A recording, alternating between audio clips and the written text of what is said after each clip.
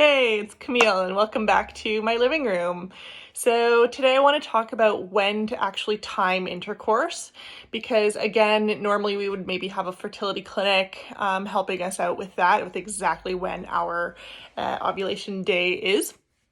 So how do we take control and work on that and be able to figure that out from home? So in the last video, I talked about how to figure out when and even if you are ovulating. So now we need to know when to time intercourse.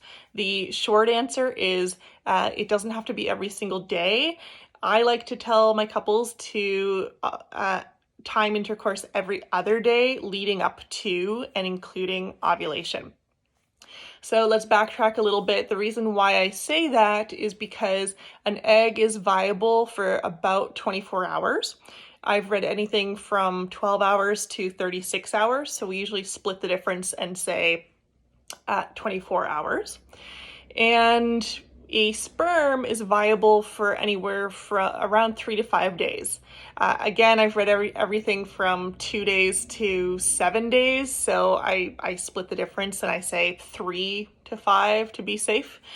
And what that means is we usually want viable sperm there ready for when you ovulate that egg so that we don't miss the egg's window because it's a bit smaller.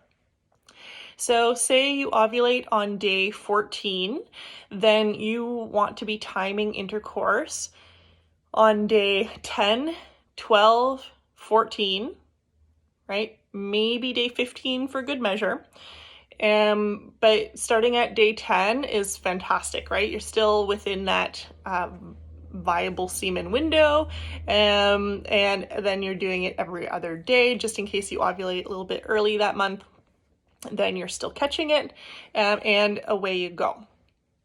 Now, you need to know when you ovulate in order to be able to time that. So when I'm doing a presentation, normally I show a graph that says when you are kind of most likely to conceive, and it's actually the day before ovulation. Which what they're saying by that is having sex the day before ovulation gives you a better chance at conception than the day of ovulation, partially just because of that what if you miss that window. Okay, so we want to make sure that that sperm is right there for the egg when it's released.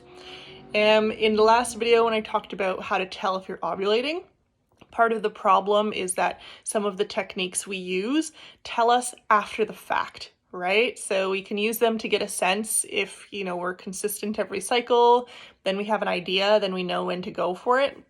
But basically, you want to be able to know ahead of time to catch that day before ovulation peak conception ability. If you've been in the trying to conceive path for a while, maybe you've done all this, tried all this, then talk to your naturopath, customize something, make sure that you're on the same page with what your goal is and how you're trying to go about it.